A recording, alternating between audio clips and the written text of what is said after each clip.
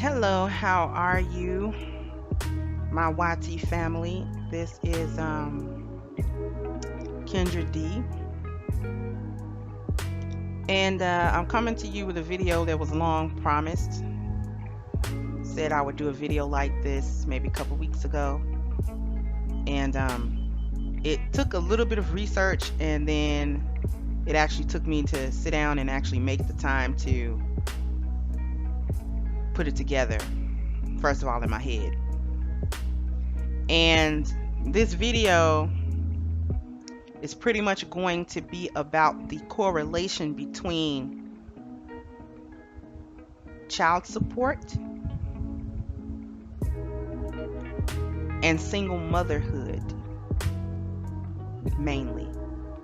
Although there are several offshoots of this topic, which it may lead into other videos. But I'll cross those bridges if and when I get to them. But I'm gonna read something, and this comes from, and I'm gonna put the link to this webpage in the description box. This actually comes from the state of Illinois, the DHS state of Illinois website. And I'm not going to read the entire thing because it gets really technical, but I'm going to read what I believe is the most important part to this. And then we may be able to understand the hand of the state or the hand of the government in the epidemic of single motherhood, specifically in the Black community, because I'm not concerned with any other community, as it were. All right, so this article on the dhs.state.illinois.us website is Child Support Enforcement and the Cooperation Requirement. Okay, a summary of it is clarifies who must cooperate with child support enforcement activities, requires reconciliation for both TANF and medical clients before a sanction. Income is the basis for determining who cooperates with child support activity for medical programs under the Family Health Plan. Now, who must cooperate? And I'm going to skip around this article. Child support cooperation requirements apply to a custodial parent who receives cash, medical, TANF, family assist, parent-kid care assist, or kid care moms and babies. This includes a minor custodial parent or a step-parent who is included in the case with a legal parent.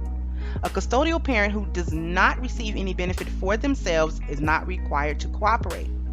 This means that a custodial parent who is with a child-only case does not have to cooperate with child support requirements. The state would continue to offer services to only medical cases that are currently active as long as the cooperation requirements are met. They close the case if the person fails to cooperate. After a case closes, a person who later decides they want the services completes the child support application process. Okay, a custodial parent who is receiving TANF, cash case, or medical case for a child and receives assistance in a separate case for themselves is still required to cooperate with child support enforcement. And they give a couple of examples and tell me if any of this is familiar. Example number 1, Miss R has 3 children and was not married to any of the 3 fathers. Paternity has not been established for any of the children. Miss R receives TANF in the same case as her children. She is required to cooperate with child support enforcement. This is a case where there has been no established paternity. Example 2, Miss T is a 17-year-old mother and her baby live alone and receive TANF. Miss T is a minor parent who is required to cooperate with child support enforcement. Example number 3, the TANF case consists of Mr. B, which is the payee, Mrs. B, Mrs. B's son John, and Mr. and Mrs. B's son Jim. Mr. B is a step-parent who is required to cooperate for John. So this is when a step-parent has to also cooperate in filing for child support. The fourth example, Miss Z receives TANF for herself. She has a case for her son who receives medical. Miss Z is required to cooperate with child support requirements. Example number 5, Miss P receives medical assistance in a separate case from her child. Her child receives SSI and a medical card. Miss P must cooperate with child support enforcement. Example number 6, Miss T receives TANF for her 10-year-old daughter for whom she is the responsible parent. Miss T receives SSI and a medical card. She is required to cooperate with child support enforcement. Example number 7, and there are 8, so we're almost done. The TANF case consists of Miss A. Miss A's 17-year-old son Joe, 16-year-old daughter Jean, and Jean's daughter April. Miss A is required to cooperate for her son Joe and her daughter Jean. Okay.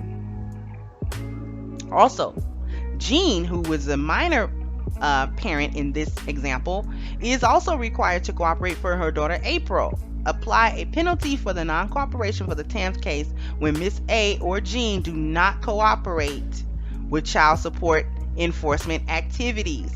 In addition, the non-cooperating person is ineligible for medical benefits until they cooperate, unless they are pregnant, and that is key. And the last example, Miss R, a 17-year-old minor mother, and her 5-year-old daughter receive medical assistance in the same case. Miss R is required to cooperate with child support. Okay.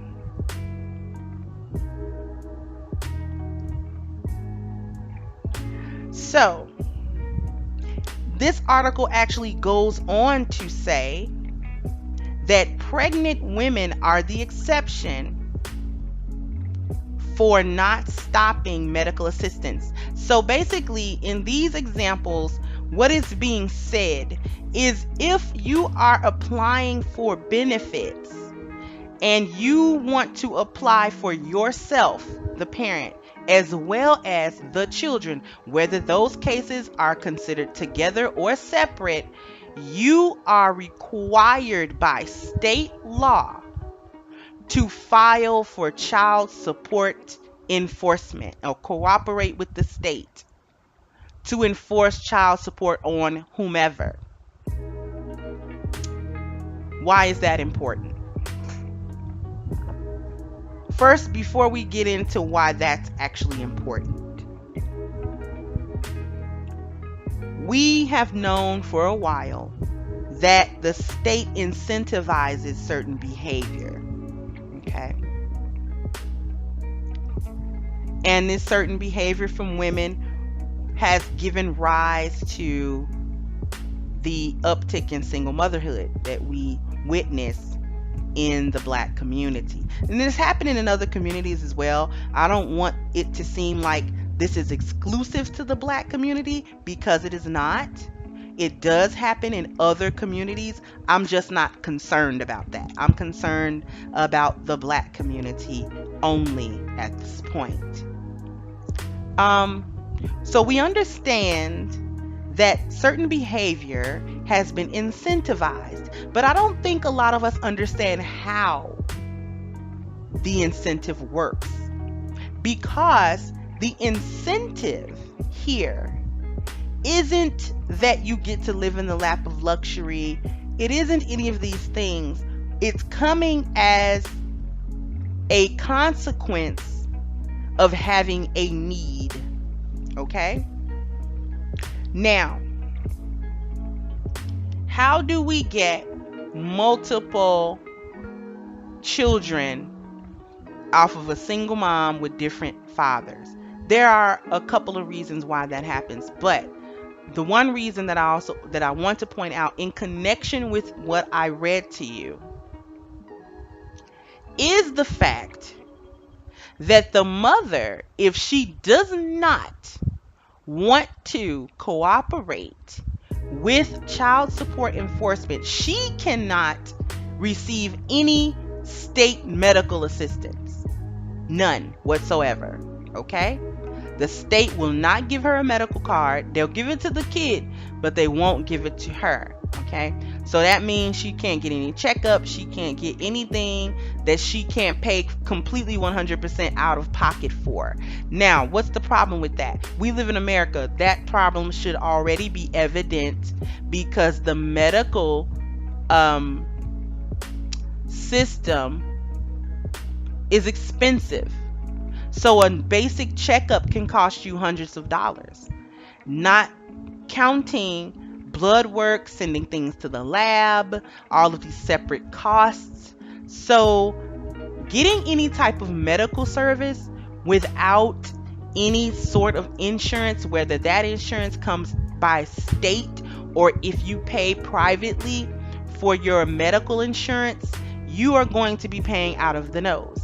Now, if we have someone, a mother, or who let's say she only has one child, and she works, but this isn't the best job. Sometimes your work does not really cover much. Even though we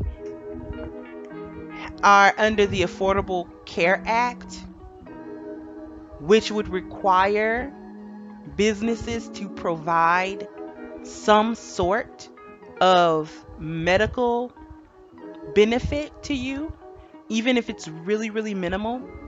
A lot of times there's a large copay. And there's also, it takes a lot out of your check. If your employer is the one who is providing the medical insurance due to the Affordable Care Act mandates, your check looks stupid, okay? Because that's coming out, and also federal taxes are coming out, and also state taxes are coming out. So if you're not making that much anyway, your check is barely enough to sustain you, okay? Now, so we have, in my example, we have a single mother with one child who has some work, but it's minimum wage work. After all of these taxes and what have you have been taken out, it's barely enough to support her and her child, which that is real. So you go to receive some type of benefit, because if you can get food stamps to alleviate the food expense, you might actually be able to make your ends meet. Okay? So she goes down to the public aid office, to the DHS office, and she applies for SNAP or TANF.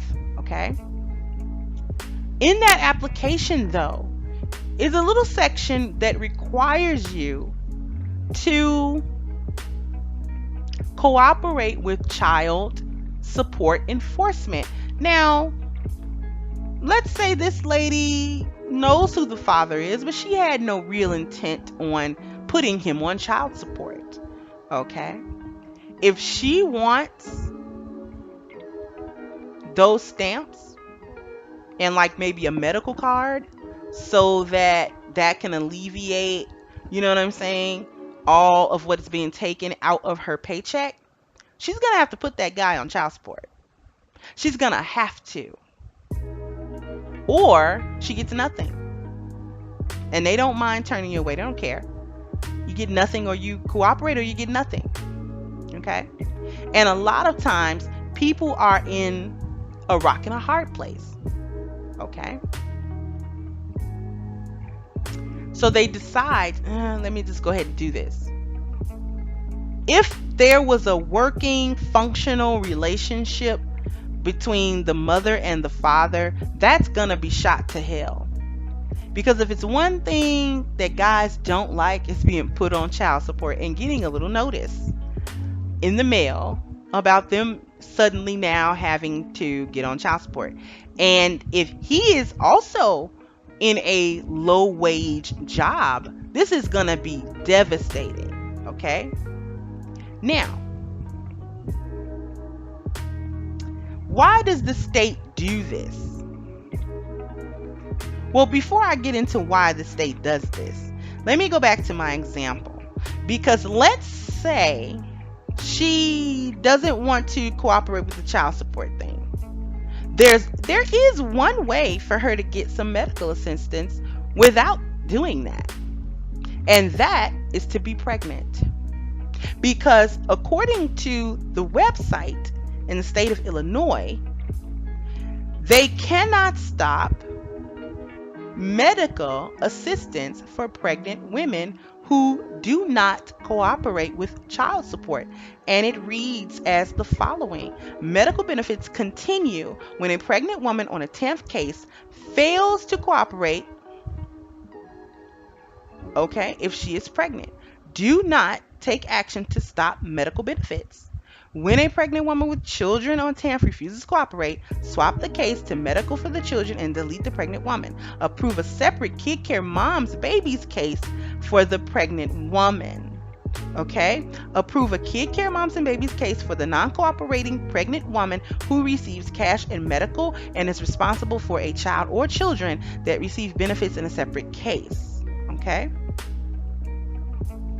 So, if I want benefits, I do not want to put my child's father on child support, but I also need at least some medical benefits. What am I going to do? The loophole, as it were, is for me to do what? Become pregnant again. Okay? Are you starting to see the trap that's being formed? Okay? I get pregnant again. Now, if I'm still dealing with my baby's father, I probably have sex with him and get pregnant by him again. If I'm not really dealing with him like that, I'll probably find some other guy and I get pregnant by him. Okay? Now, from that, you should be able to leapfrog to the next point. And I'll leave you to that. But why does the state create this? Why do they want you to do the child support thing? And why is that a loophole? Well, child support, when men, or in some cases women, pay into the child support system, that money does not go to the child. A large percentage of that money goes back into the state's coffers. Okay? It's a supplemental program. It's a revenue program for the state. Okay?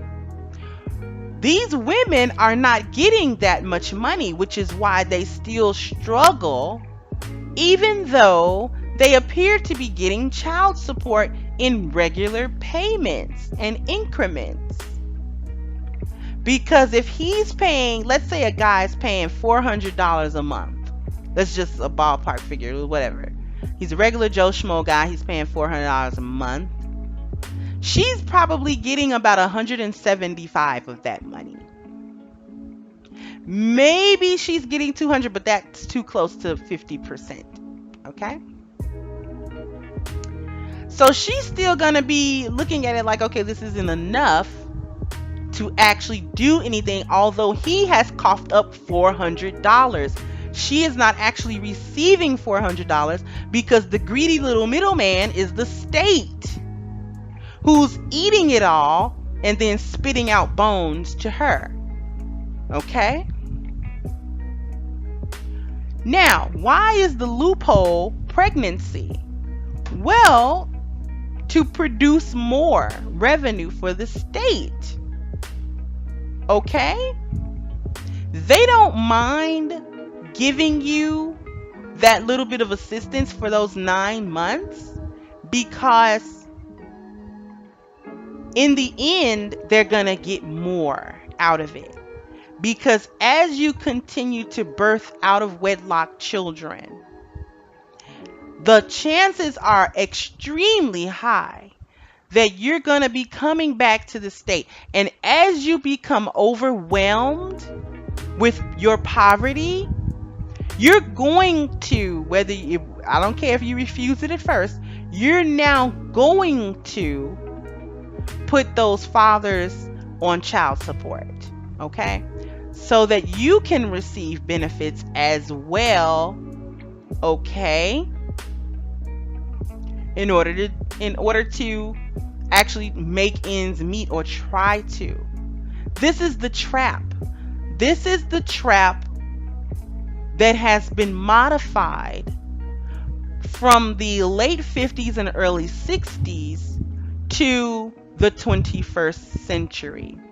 Because remember, and I'll take you back, when it was covered, and I believe my esteemed brother BGS covered it very well, to talk about how in the late 50s and 60s, the government created a standard where there could be no men in the house for a woman and children to receive state benefits. And this effectively removed men from the household. But just like then, something preceded that. What would make a family so destitute that the man would need to leave the home in order for his wife and children to eat? Well, economic drought. Job market looks like tumbleweeds blow through it every day. Dry it up, okay? Dry up the job market targeted at black men, okay? So that they cannot find enough gainful employment to support themselves and the families. And this is the case even with two income households. But if these are two low income households, they're still going to have a problem. Okay? So just like then, now what precedes this? What has preceded this? The job market drying up. Black men unable to find gainful employment. The job market opened for women, but now that's even drying up. You see? So as women who probably before did not even consider it, now must consider it. And what happens to the men who either refuse to or are simply unable to pay this child support? Why? They go to debtor's prison, which should be illegal in the United States, by the way, but that's only illegal on paper, legal in practice, however, because we know that black men are sentenced to jail time all the time for late child support payments, back child support payments, not enough child support payments. He was unable to work, so he couldn't pay the child support payments, on, etc., etc. Right? So by now, because I assume my subscribers to be intelligent, you should be able to come to a decision and a conclusion about what I am saying. How do we get a lot of single mothers and the role that the government actually plays in order to see this out and to see this through? Okay? It's a revenue, because sending the men to prison is also a revenue, because the prisons are privatized. It's debtor's prison. And then it also effectively helps the men not return to the home even if he wanted to. Okay? The trickle-down effect is the disruption of the relationship between black men and black women, because black men feel now victimized by his woman who is complicit in the state monetarily and financially raping him, and also in many cases stripping him of his rights as a parent, his rights as a father. Doesn't have visitation rights. He has to fight for and scrap for every piece. He has to, fight her, fight the state, and do a lot of fighting before he can get any sort of real opportunity to parent his child. And this goes for men who, this is a lot of times men who wanted the child in the first place, or they accepted it after the fact. Like they didn't feel as though they should abandon the child. So the narrative, see, this is a multi-pronged attack because the women are then fed a narrative. And that narrative comes from white feminist culture and ideas that black men do not want to take care of their children. That is the narrative in media. See, that's the subversion. Remember we talked about subversion and the use of propaganda in order to achieve this goal? So the propaganda is movies, music, television that portray black fathers in usually a negative light, where they do not want to take care of their children. They do not want to be a family. They do not want the women. They don't want families, which is patently untrue. This is not true. But women are easily subverted, especially when it concerns our reproduction and our children.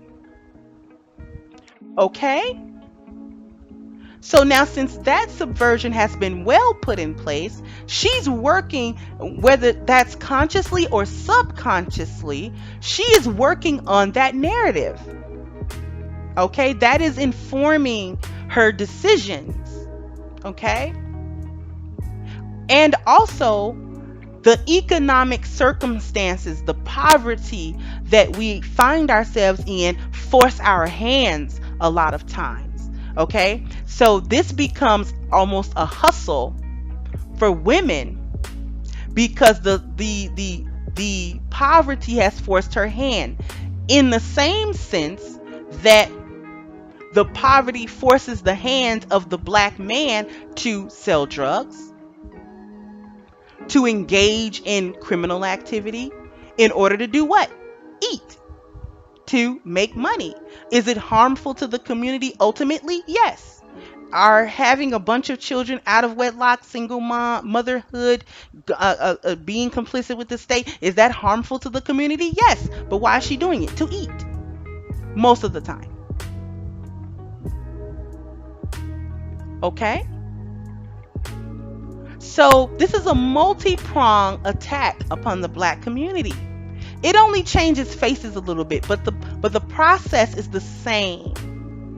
Okay? In fact, the move to remove fathers from the home in the 50s and 60s so that women can get these benefits actually gave rise to the upturn in single motherhood, coupled with what was happening in the 60s, second wave feminism.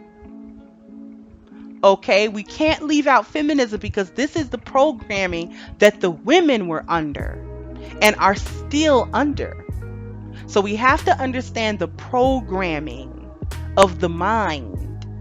Okay, this is the subversion that has happened. Okay, so she's working on programming. Okay, this is automated. This isn't even something that she's always doing consciously. This is a subconscious automation. Okay? It's slick. It's really, really slick, and it's really damaging. Okay? Almost to the point where a lot of times you think, can it be repaired? Can it be repaired?